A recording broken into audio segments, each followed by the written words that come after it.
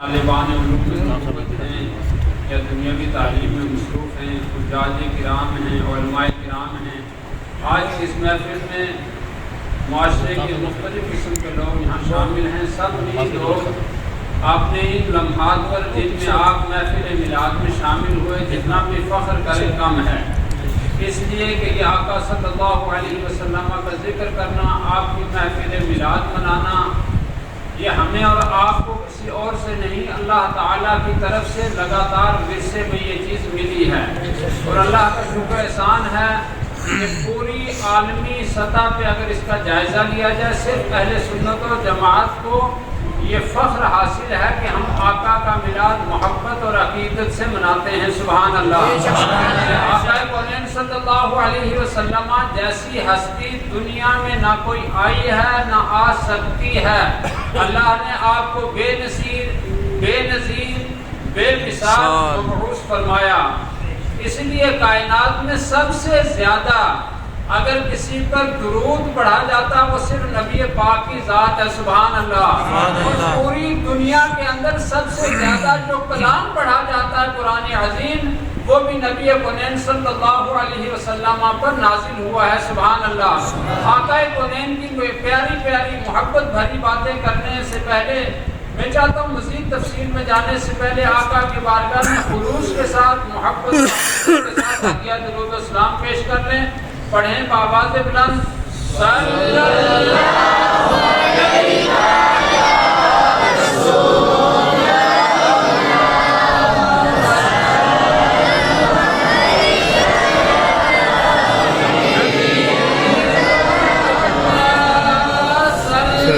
وسلم یا رسول اللہ یا نبی اللہ یا حبیب اللہ۔ اللہ تعالیٰ نے جب اپنے محبوب کو بھیجا دنیا میں تو دنیا دو گروہ میں تقسیم ہو گئی۔ ایک وہ گروہ تھا جو نبی کونین صلی اللہ علیہ وسلم پر بن دیکھے ان کے جتنے معجزات تھے، کرامات تھے، ان سب چیزوں سے صرف نظر کرتے ہوئے جیسا ہی آپ نے کہا کہ میں ایک پیغام لایا ہوں، قولوا لا الہ الا اللہ تفلحوا، یعنی تم اللہ وحدہ لا شریک کی وحدانیت کا اقرار کرو، میں تمہیں کامیابی کی ضمانت دیتا ہوں۔ سبحان اللہ۔ ایک ایسا گروہ تھا جنہوں نے نبی کونین صلی اللہ علیہ وسلم کی بات پر آمنا و صدقنا کہا، اور وہیں بہت سارے کر بھی ان کو ماننے سے انکار کر دیا۔ حضرت آدم علیہ نبی علیہ الصلوۃ والتسلیم جب آئے تھے، آپ نے اللہ کی بارگاہ میں سجدہ کیا تو ایک ایسا بھی تھا کہ جنہوں نے اس کی مخالفت کی۔ میں کہنا یہ چاہ رہا ہوں حضرت آدم سے لے کر آخری نبی جناب محمد رسول اللہ صلی اللہ علیہ وسلم تک 1,24,000 کم و بیش انبیاء کرام آئے، اور ایک روایت کے مطابق 2,24,000 کم و بیش انبیاء کرام آئے۔ سب کی زندگی کو آپ مطالعہ کریں گے، مختصراً اتنا درس آپ کو ضرور ملے گا کہ جو بھی نبی اپنے دور میں آیا، سارے لوگوں نے ان کو نبی تسلیم نہیں کیا، ان کے مخالف بھی رہے اور ان کے موافق بھی رہے۔ یہ دو گروہ شروع سے لے کے آج تک چلے آ رہے ہیں۔ آج بھی دنیا میں بے شمار ایسے لوگ ہیں جو اللہ کو نہیں مانتے ہیں، اور بہت ایسے ہیں جو رب کو مانتے ہیں لیکن کروڑوں کی تعداد میں مانتے ہیں۔ صرف اہل سنت و جماعت واحد ایسا نظریہ ہے، واحد ایسی تنظیم ہے، واحد ایسا مسلک ہے جو رب وحدہ لا شریک کو اس کی شان مانتا ہے، اور آپ نے جتنے رسولان نظام بھیجے ان کو شریعت کے تناظر میں جو ماننے کا حق ہے اس طرح سے مانتے ہیں۔ سبحان اللہ۔ اسی طرح سے جب اسلام سرزمین ہندوستان پر آیا، خواجہ غریب نواز رضی اللہ تعالیٰ عنہ نے اعلاء کلمت الحق کے لیے اپنی زندگی کو وقف کیا، اور آپ نے بھی آقا کونین کا پیغام، اپنے نانا جان کا پیغام، قولوا لا الہ الا اللہ تفلحوا، جب چار دانگ عالم نے یہ سنایا، بہت وہ تھے جو خواجہ خواجگاں، خواجہ غریب نواز کے دشمن ہو گئے، اور بہت وہ تھے جو ان کی کرامات کو دیکھ کر، ان کے معاملات کو دیکھ کر، ان کے حسن و جمال کو دیکھ کر سب نے محبت سے پڑھا لا الہ الا اللہ محمد رسول اللہ، اور اسلام کے دامن امن و آشتی میں داخل ہو گئے۔ سلسلہ چلتا رہا، وقت گزرتا رہا، مخالف موافق دونوں گروہ چلتے رہے، آخر وقت ایک ایسا بھی آیا، امام اہل سنت منبع علم و حکمت اعلیٰ حضرت امام احمد رضا رضی اللہ تعالیٰ عنہ کا دور آیا، آپ نے جب دیکھا اس ہندوستان کی سرزمین پر ایک ایسا بھی نجد ہے جسے دیوبند یا دوسرے ناموں سے یاد کیا جاتا ہے، جہاں سے یہ بولیاں بولی گئی کہ جس کا نام محمد ہے، جس کا نام علی ہے، وہ کسی چیز کا مالک و مختار نہیں، نعوذ باللہ، اور یہاں تک لکھا گیا کہ وہ ہمارے بڑے بھائی کی طرح ہیں، قابل تعظیم، بڑے بھائی سے بڑھ کر معاذ اللہ ان کی کوئی حیثیت نہیں۔ تو امام اہل سنت عشق و محبت کی بولی بول پڑے، وہ جو وراثت میں عشق رسول ملا تھا تو آپ بول پڑے، اللہ کی سرتابہ قدم شان ہے یہ، انسان نہیں انسان، وہ انسان نہیں ہے، قرآن تو ایمان بتاتا ہے، یہ ایمان یہ کہتا ہے میری جان ہے یہ، سبحان اللہ، نعرہ تکبیر، نعرہ رسالت، جشن عید میلاد النبی، مسلک اعلیٰ حضرت، علماء اہل سنت، مفتی اعظم جموں، اللہ کی سرتابہ قدم شان ہے یہ، انسان نہیں انسان، وہ انسان ہے یہ، قرآن تو ایمان بتاتا ہے نہیں، ایمان یہ کہتا ہے میری جان ہے یہ، سبحان اللہ۔ میرے عزیز بھائیوں، جب بھی میلاد کا موسم آتا ہے سنیوں کے چہروں پر الحمدللہ تبسم آ جاتا ہے، خوشیاں لہلہانے لگتی ہیں، اور آج بھی ایک ایسا گروہ ہے کہ جو نبی کونین کی ولادت پر دکھ اور افسوس اور غم منانے کے لیے لوگوں کو مجبور کرتے ہیں۔ فیس بک یا سوشل میڈیا کے جتنے بھی ذرائع ہیں آپ ان میں پڑھیں گے طرح طرح کی باتیں آتی ہیں، نعوذ باللہ۔ میں نے خود کتابوں میں پڑھا اور اس فرقے کی کتابیں میرے پاس موجود ہیں، جو بات کہوں گا الحمدللہ ذمہ داری سے کہوں گا، اور کوئی حوالہ دیکھنا چاہے تو حوالہ بتا سکتا ہوں۔ لکھنے والوں نے لکھا، ہمیں ان کا نام لینے کی ضرورت نہیں، کہ محمد جس کا نام ہے وہ مر کر مٹی ہو گئے، نعوذ باللہ، استغفر اللہ، ہمارا نبی آج بھی زندہ ہے، کل بھی زندہ تھا، اور ہمیشہ انشاءاللہ تعالیٰ انہیں اللہ تعالیٰ زندگی عطا فرمائے گا۔ امام اہل سنت نے کہا تو زندہ ہے واللہ، تو زندہ ہے واللہ، میرے چشم عالم سے چھپ جانے والے، زندہ ہے واللہ، قسم کھا کر امام اہل سنت فرما رہے ہیں، تو زندہ ہے واللہ، تو زندہ ہے واللہ، میرے چشم عالم سے چھپ جانے تو للہ، یہ یقین ہے آپ کو کہ ہمارے نبی زندہ ہیں۔ سب محبت سے بولیے یا رسول اللہ، رسول اللہ، امیر رحمت اللہ علیہ جب حزن و ملال میں مبتلا ہوئے تو آقا کی بارگاہ میں عاجزانہ استغاثہ پیش کیا۔ اس کا ابتدائی شعر ہے یہ، حضرت علامہ جامی فرماتے ہیں، زِ رحمت کن نظر بر حال زارم یا رسول اللہ، میرا آزمایا ہوا ہے۔ جب آدمی تنہائی میں یہ شعر پڑھے گا، یہ نظم پڑھے گا، تو اگر وہ دل سے پڑھ رہا تو روئے بغیر نہیں رہ سکتا ہے۔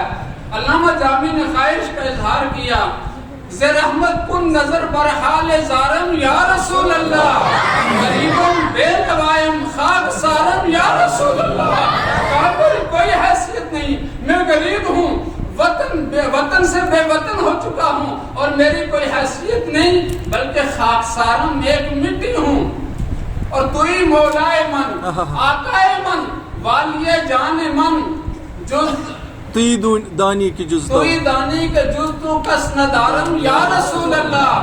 اس کا مطلب یہ ہے، اے اللہ کے رسول صلی اللہ علیہ وسلم، اللہ نے آپ کو رحمت للعالمین بنا کر بھیجا، اسی رحمت کا صدقہ کہ میرے حال پر نظر کرم فرما دے، سبحان اللہ۔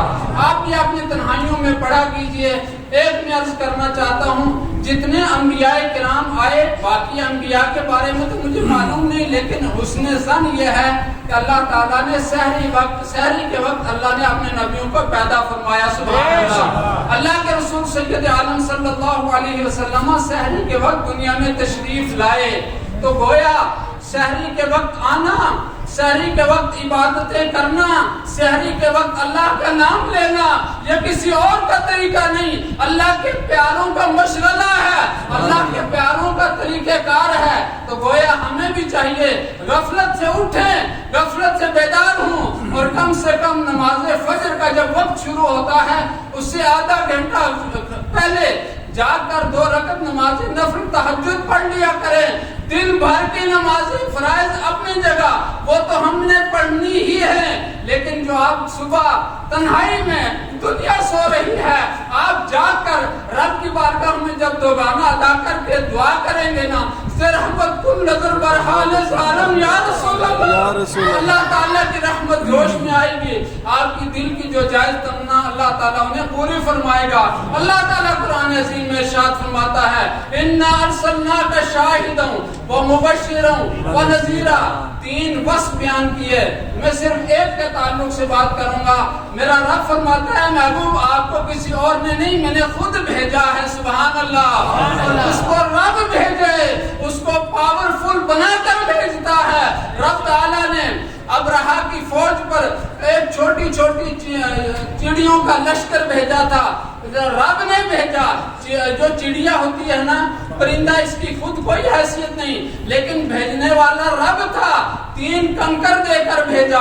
ایک انہوں نے اپنے چونچ میں رکھا، ایک پاؤں میں رکھا، ایک پنجے میں، دوسرا دوسرے پنجے میں. اور اس کنکر کو اللہ نے پرندے کو بھیجا تھا نا، اتنی طاقت دی کہ ابرہا کے فوجیوں پر اگر ایک فوجی کے سر پر وہ کنکر پڑتی تو اس کو چیرتے ہوئے، جس اونٹ پر وہ سوار تھا اس کو چیرتے ہوئے زمین پر جا گرتی تھی. نہ کنکر کی یہ حیثیت کہ سر پر پڑے اسے چیر دے، نہ پرندے کی یہ حیثیت. لیکن رب نے فرمایا بھیجنے والا میں ہوں. بھیجنے والا جب طاقتور ہوتا ہے تو جسے بھیجتا ہے اسے بھی پاورفل بنا کر بھیجتا ہے. سبحان اللہ. رب نے اپنے محبوب کو بھیجا. کیسے بھیجا، کس حالت میں بھیجا، تفسیر میں نہ جا کر میں ایک بات کہنا چاہتا ہوں. رب فرماتا ہے اِنَّا أَرْسَلْنَاكَ شَاهِدًا. اے میرے محبوب، اے میرے پیارے محبوب، میں نے آپ کو گواہ بنا کر بھیجا. سبحان اللہ. اچھا اب میں پوچھنا یہ چاہتا ہوں، جیسے مثال کے طور پر حافظ مشتاق صاحب یہاں تشریف فرما ہیں، مولانا طالب صاحب ہیں، مولانا سرفراز صاحب ہیں، مولانا عارف صاحب ہیں. ہم سب مل کر یا محلے والے کو ایک مقدمہ یہاں کے امام و خطیب کے پاس لائیں گے اور میں کہوں گا حضرت یہ رومال میرا ہے، اور دوسرے کہیں گے میرا ہے. رومال ایک ہے تو اس کے لیے گواہی چاہیے. تو اگر کوئی ایک کہے گا کہ ہاں یہ میرا ہے تو حافظ صاحب کہیں گے آپ کا ہے تو آپ گواہی لائیے. تو گواہ وہ ہوتا ہے شریعت میں جس کی آنکھیں سلامت ہوں، جو سن بھی سکتا ہو، جو موقع پر موجود ہو تو ہی اس کی گواہی معتبر ہوگی، ورنہ گواہی معتبر نہیں ہوگی. اتنا آپ سمجھتے ہیں نا.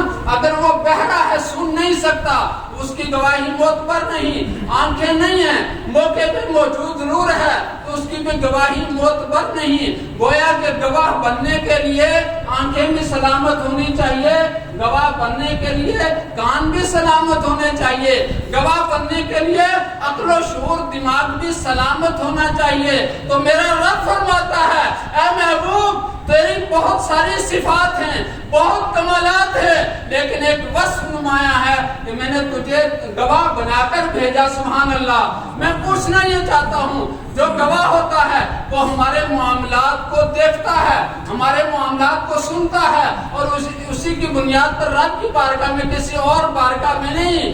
من اصدق من اللہ قیلا، اس سچے کی بارگاہ میں سچی اور سچی گواہی دینا ہے. تو رب نے سب سے بڑا گواہ اپنے محبوب کو بنایا. سبحان اللہ. میرے مولا گواہ تو بنایا، کس چیز کا گواہ بنایا؟ تو اللہ تعالیٰ فرماتا ہے کہ جتنی بھی امتیں ہیں ان سب امتوں پر امت محمدیہ کو گواہ بنایا. سبحان اللہ.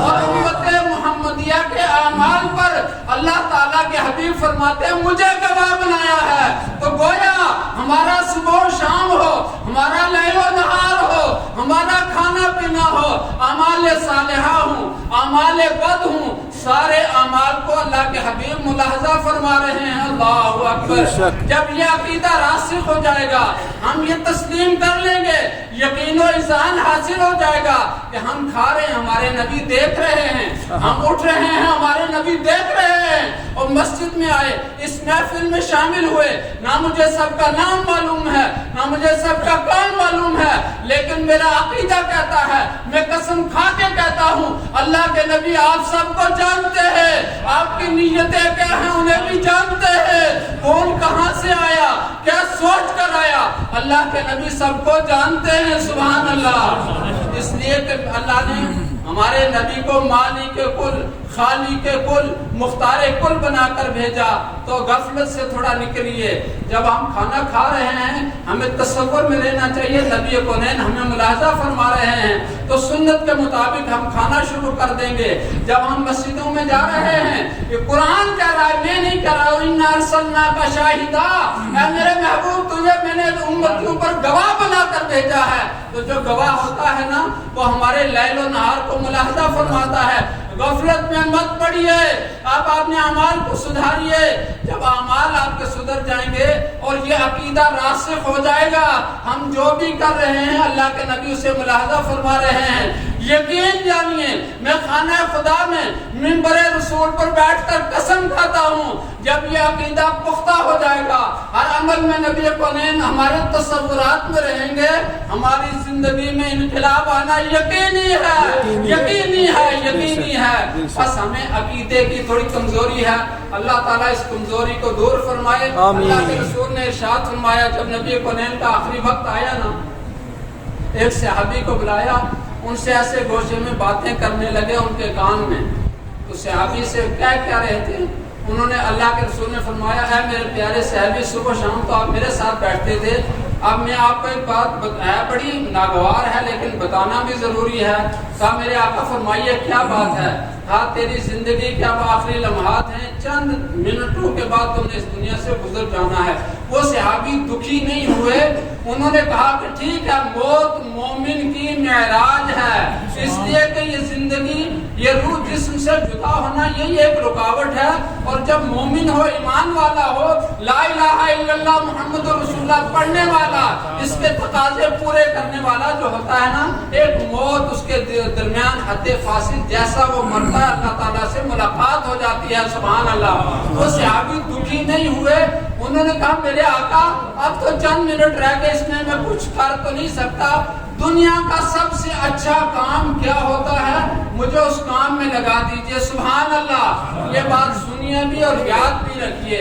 اس صحابی نے کہا سب سے ایک اچھا، سب سے بہترین کام ہوتا کیا ہے؟